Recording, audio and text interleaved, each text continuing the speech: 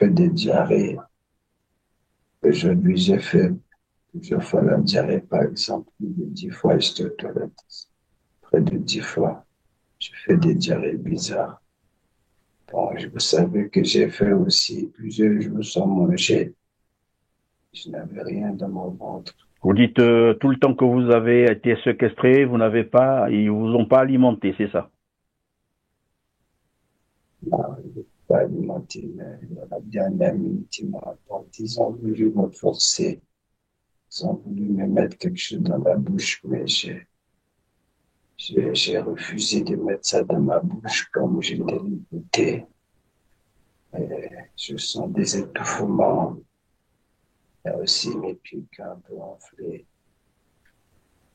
Ah, ça va aller, par la grâce de Dieu. Ça va aller Je par la grâce de Dieu. Vous dites, vous sentez également des étouffements. Alors, revenons donc sur la séquence, si c'est possible, bien sûr, hein, si vous avez encore la force de parler. Revenons sur la séquence de l'enlèvement. Mm. Oui, oui, oui, oui. Comme vous savez, ça fait plus d'une année que j'alerte. Je dis que depuis que j'ai commencé ce combat, après la création du Parti des socialistes le 15 mars 2024, chez moi, à Mukondo, depuis que j'ai commencé ce combat, ils m'ont empoisonné. Ils ont envoyé des gens, ils connaissent ceux qui m'ont empoisonné.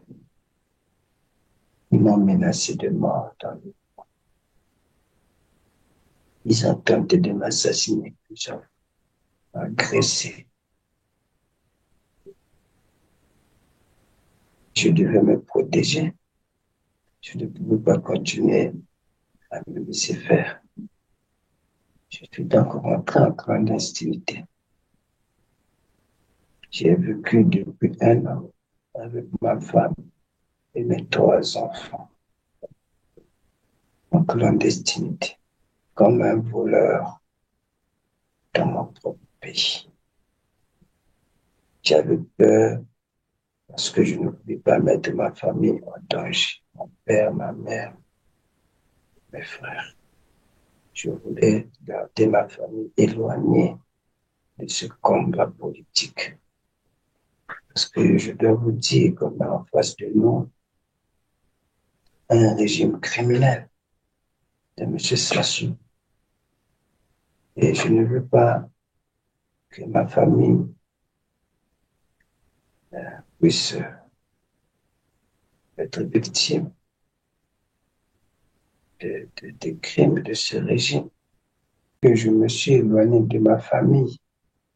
J'ai vécu en clandestinité pendant 1 année, M. Perron. Vous savez, jusqu'à la dernière fois où je me suis, par la grâce de Dieu, les amis m'ont aidé. Je dis merci à tous mes amis qui m'ont hébergé chez eux. Je vous dis merci.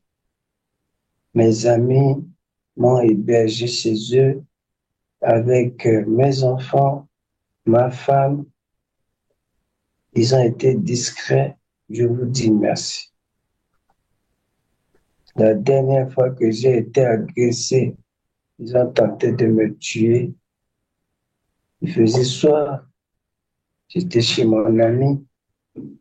Là, je ne dis pas l'adresse parce que je sais qu'ils vont menacer mon ami de mort. Ils n'ont pas pu me tuer.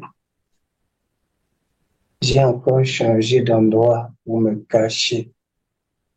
Et là, je vous dis que c'était à Mokondo, à Filula. Je ne vous donne pas l'endroit parce que vous allez chercher aussi à tuer mon ami. Mais c'est un autre ami. Je pense que c'est à travers lui qu'ils ont pu me localiser, puisqu'il voulait m'aider. Mais alors qu'il avait été envoyé, puisqu'il a disparu jusqu'à aujourd'hui, ce monsieur. J'étais dans la petite maison de mon frère, une chambre salon. J'étais dans la chambre. J'étais tout nu, je venais de la douche dans la matinée du 11 mai. J'avais un programme médical parce que je m'étais fait très mal. Si vous voyez mon visage, j'ai toujours des cicatrices derrière ma tête, sur mon épaule, mon genou, sur ma colonne vertébrale derrière là. Alors, la Euh, Siwiti, vous disiez que vous êtes arrivé, voilà, c'était un jour à la maison, vous sortiez donc de votre bain, de la douche, et après, que s'est-il passé? ouais, j'étais donc dans la chambre, en train de m'habiller. Quand ils sont arrivés à la maison, ils m'ont localisé. Ils sont arrivés, je m'habillais. Ils m'ont imprégné, ils m'ont sorti nu, ils m'ont emmené au salon devant mes enfants et ma femme. Ils m'ont brutalisé pour me neutraliser. Ils étaient cinq ou six, cinq en civil, armés, et ils étaient cagoulés. Donc, ils étaient armés et cagoulés en noir. Ils ont porté des cagoules en noir. Ils m'ont brutalisé, ils m'ont menotté, ils m'ont bandé le visage. Donc, tout nu comme j'étais en petite culotte, ils m'ont embarqué dans leur véhicule. Ils ont dit à ma femme qu'ils devaient m'interroger. C'est ce qu'ils ont dit, j'ai entendu ça.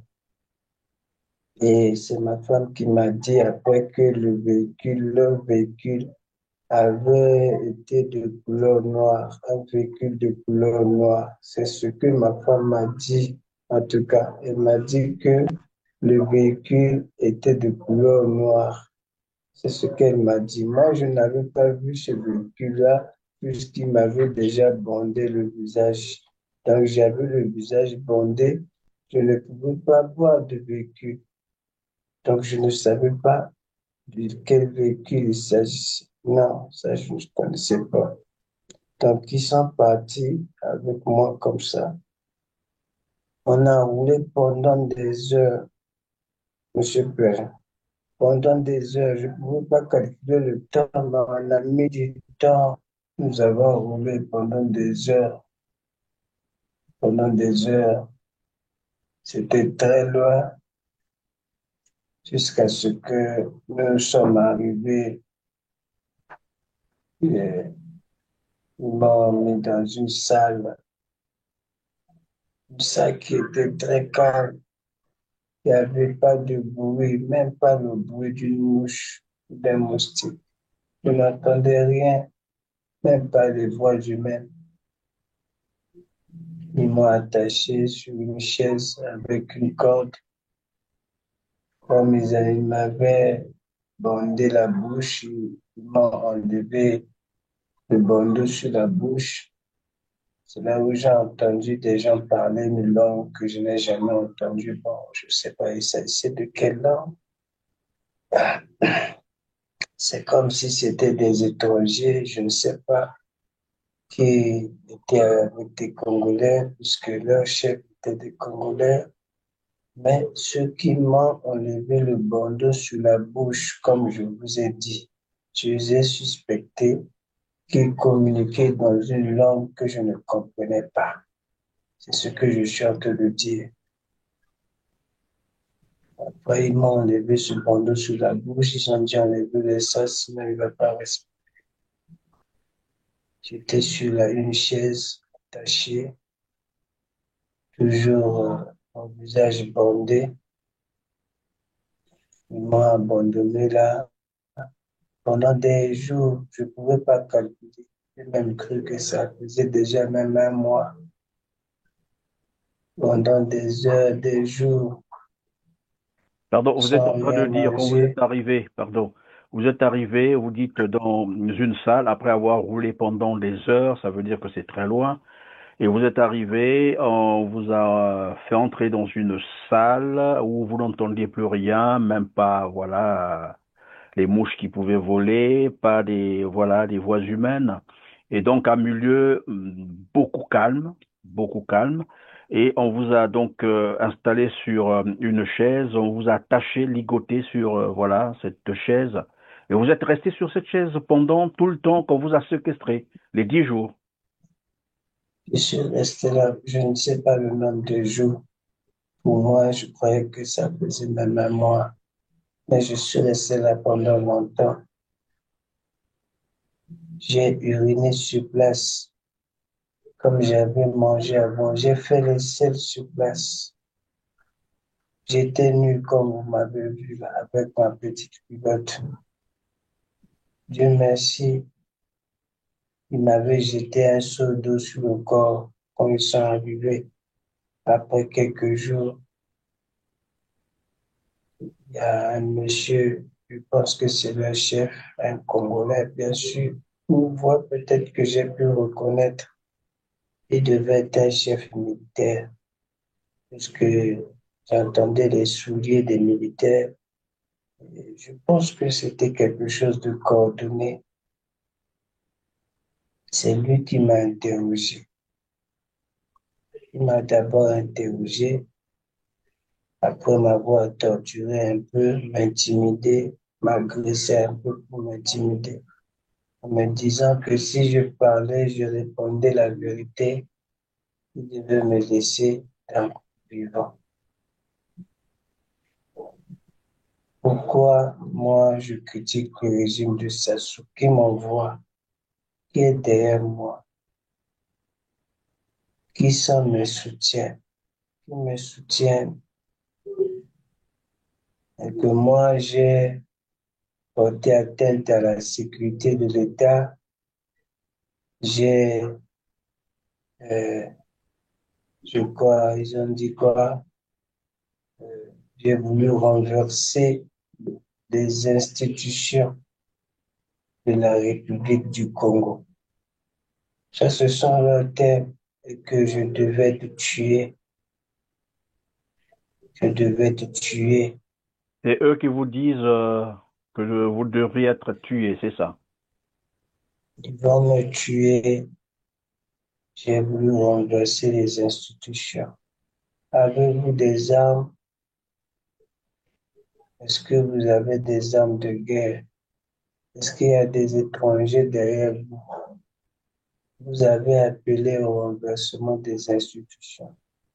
Vous avez porté atteinte à la sécurité de l'État.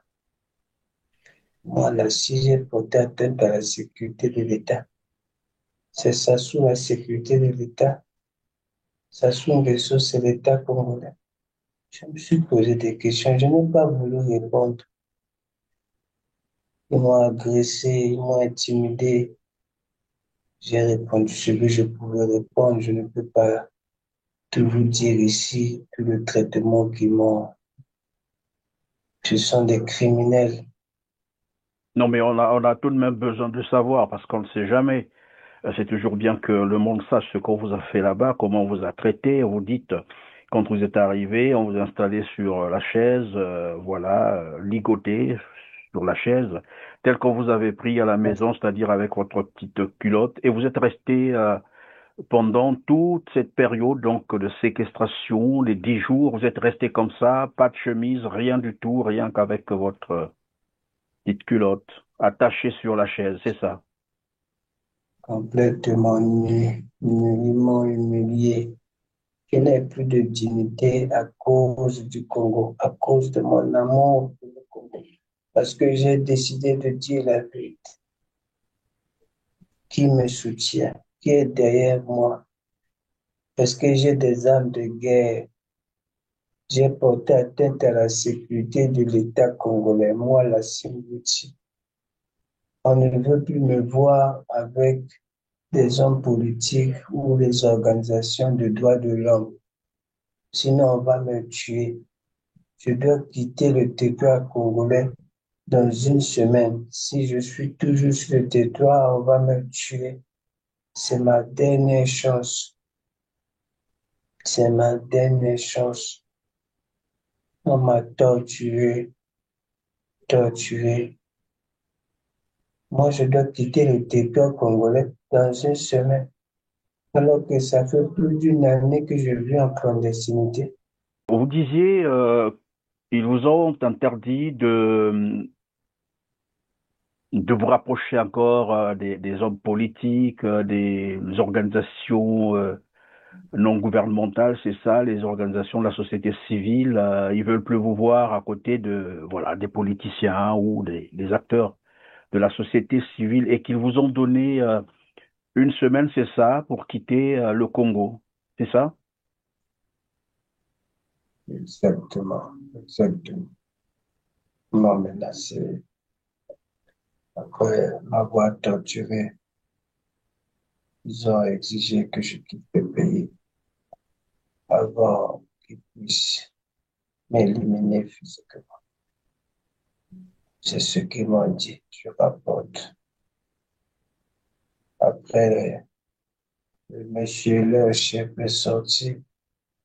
J'ai senti qu'il y avait un autre monsieur qui l'avait remplacé. Et c'est ce monsieur, quand il est rentré, j'ai senti qu'on m'avait piqué des seringues dans le corps. J'ai hurlé, il m'avait déjà piqué. Comme j'étais ligoté, il m'a introduit des seringues dans le corps, ils m'ont piqué. Je ne sais pas qu'est-ce qu'ils ont fait. Si, peut-être qu'ils m'ont tiré le sang, ils m'ont prélevé, je ne sais pas. Peut-être que c'est pour des pratiques occultes. J'ai senti aussi qu'ils m'ont taillé. Mes ongles sont là. Ils m'ont taillé les ongles de mes deux pieds. J'ai senti quelqu'un avec un ciseau qui m'a coupé aussi les cheveux. Bon, c'est pour faire quoi? Avec mon sang, avec mes ongles, avec mes cheveux. Et Certains ne vont avant de pas vous croire. piquer, pardon, la Simbiti, avant de vous piquer, et vous en informez avant, et vous avertissez avant que vous serez piqué ou bien vous sentez comme ça qu'on est en train de vous piquer. Et combien de fois d'ailleurs? Non, ils m'ont piqué plusieurs fois. Ils m'ont piqué, ils m'ont d'abord frappé un peu. Ils m'ont intimidé, là, ils m'ont frappé. Ils m'ont brutalisé un peu. Et puis, dans ce mouvement brutal-là, ils ont profité, ils m'ont piqué, ils m'ont inséré ces seringues-là. Donc, ils m'ont inséré les seringues. J'ai senti qu'on était en train de, je sais pas s'ils poussaient la seringue ou bien ils prélevaient du sang, je ne sais pas. Mais ce qui est sûr, ils m'ont piqué des seringues parce qu'après, j'ai vu ça. J'ai vu ça après. Ils ont continué à me torturer.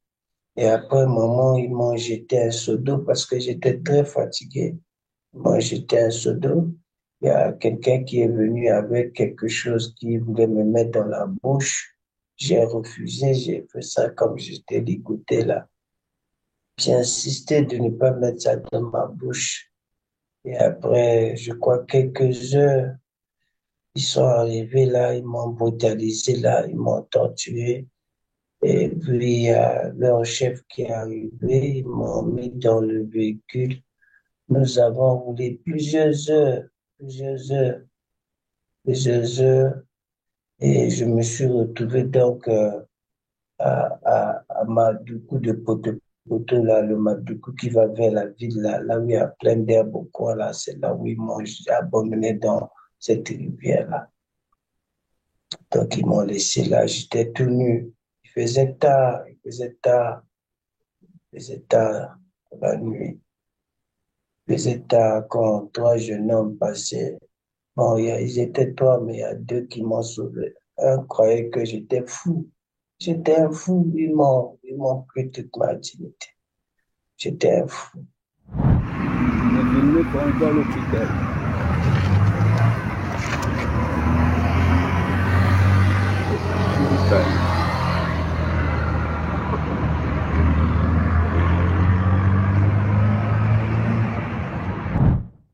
Monsieur Mongala a dit, j'ai vu sur les réseaux sociaux, je ne suis rien. Je ne suis rien. Et grâce à ces deux jeunes-là, j'ai pu avoir la vie sauve. Ils ont appelé mes proches collaborateurs, mes confidents qui sont venus me chercher. Ils ont promis de garder le secret parce qu'après, ils ont découvert qu'il s'agissait bien de moi. Ils ont découvert, ils ont promis, m'ont encouragé. J'ai dit merci, vous m'avez sauvé la vie. Je garde ces deux Congolais dans mon cœur. Et je le dis encore ici, merci à ces deux Congolais qui m'ont sauvé la vie. C'est comme ça que j'ai pu rejoindre ma petite famille dans la cachette où je les avais parce qu'ils étaient provisoirement quelque part. Et après, nous avons encore bougé pour être là où je suis en ce moment actuellement. J'ai rejoint ma famille. Je n'avais pas mangé, j'étais fatigué. Avec toutes ces tortures-là, j'ai commencé à vomir. J'ai commencé à avoir des maux de ventre. Jusqu'à maintenant, ce n'est pas encore parti. J'ai commencé à avoir des étouffements. Des étouffements, je ne respire pas bien. Je sens, c'est comme si il y a une boule dans ma gorge ici, comme si j'ai une boule. Donc, si je marche quelques mètres, je me sens un peu essoufflé. C'est comme si, voilà, il me manque un peu l'oxygène là. C'est ce que je ressens. Et bon, les gens réagissent de partout, hein. C'est comme ça que j'ai fait venir mon grand qui est médecin, qui a beaucoup aidé ma famille. C'est lui qui est venu. Il m'a administré mes permissions. Je suis la sous perfusion. Ça y est là, j'en ai plus combien? Ça, ce ne sont pas des perfusions. J'en ai ici, j'en ai plus. Il est venu, il a pris soin de moi, il m'a donné des antibiotiques, des perfusions. Même si pour l'instant je l'ai dit, pour des raisons de sécurité, je ne sors pas. Depuis que vous avez regagné la maison, vous continuez à sentir les menaces.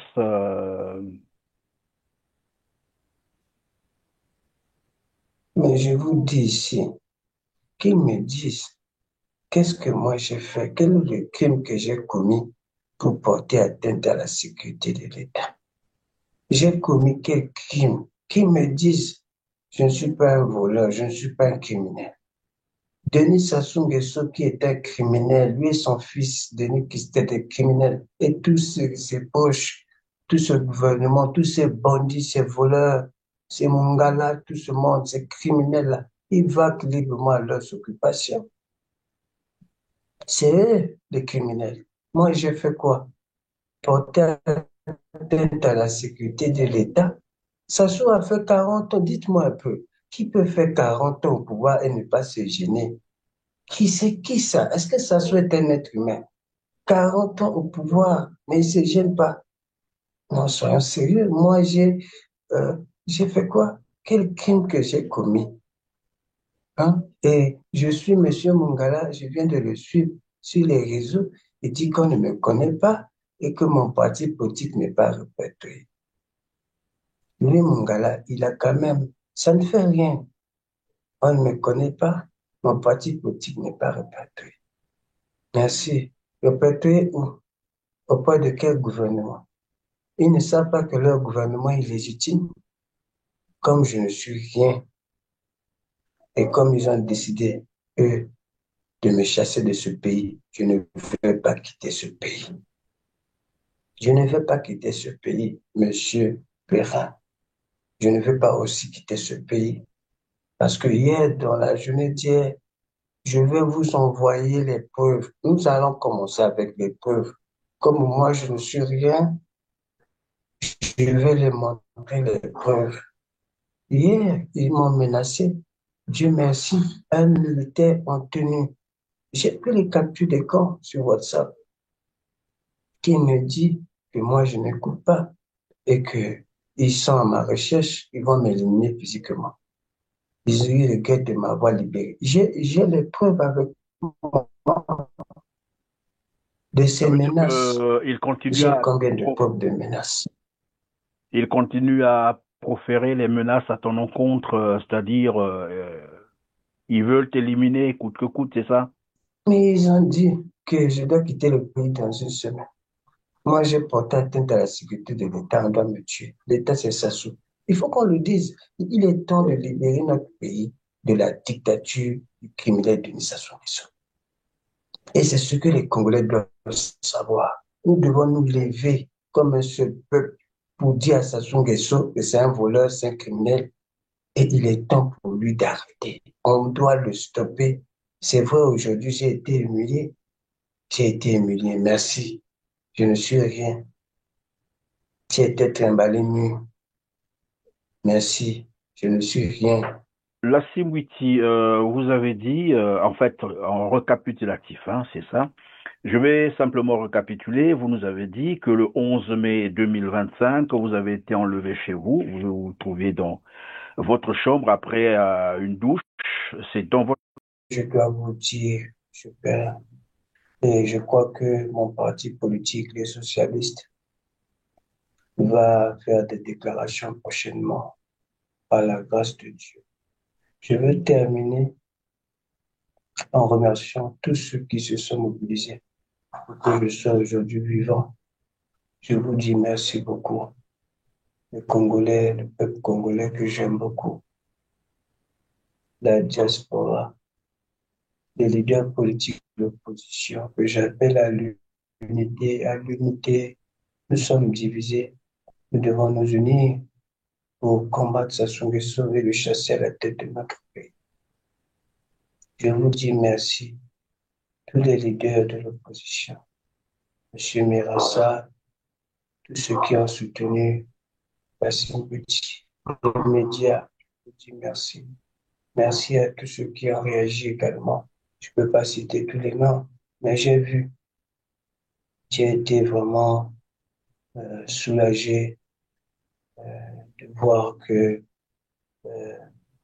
malgré tous ceux qui pensent que le règne de Sassou ne finira jamais, tous ceux qui croient que le peuple congolais est divisé, mais je crois qu'ils ont la réponse aujourd'hui avec la Bouti vivant. Ils ont la réponse de la victoire du peuple. Que si nous unissons nos forces, si nous décidons de nous engager, de nous mobiliser pour libérer notre pays du régime criminel de M. Sassou et de sa famille et de tous ses proches qui ont détruit notre pays, nous allons justement aller vers une vraie démocratie. Et je profite de dire, oui, M. Mongala a dit que je dois aller dans un poste de police. Quel poste de police?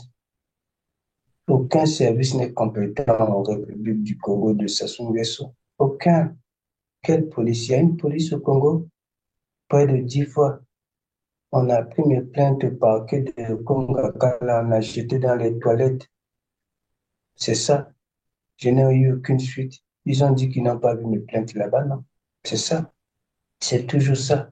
Ils pensent qu'ils sont Dieu, ils connaissent tout, ils contrôlent tout.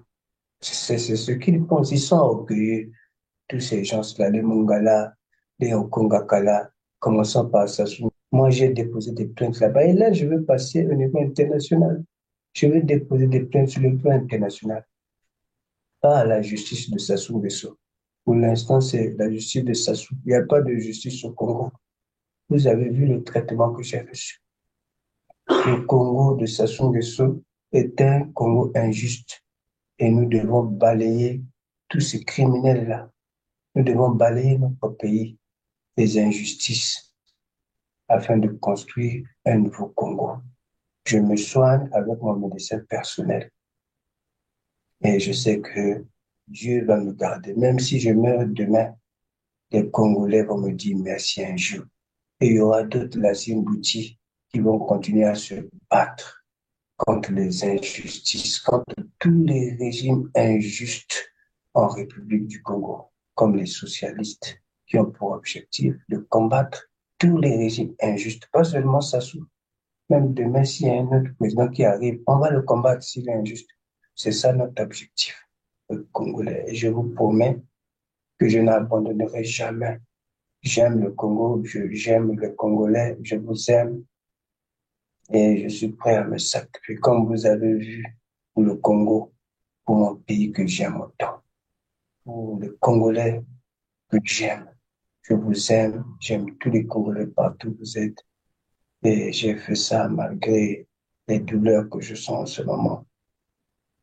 Parce que je vous aime, j'aime mon pays et je suis content de voir aujourd'hui que nous sommes en train de changer, que nous allons vers des nouvelles mentalités. C'est la fin bientôt du régime dictatorial, du criminel Sassou Nguesso et de tous les voleurs qui l'entourent. Vive le Congo, libre et uni. Vive la fin du régime dictatorial de Sassou Nguesso. Merci, Lassim Witi. Je rappelle que vous êtes président du Parti Les Socialistes, un parti de l'opposition congolaise, le Congo, Brazzaville. En tout cas, merci d'avoir pris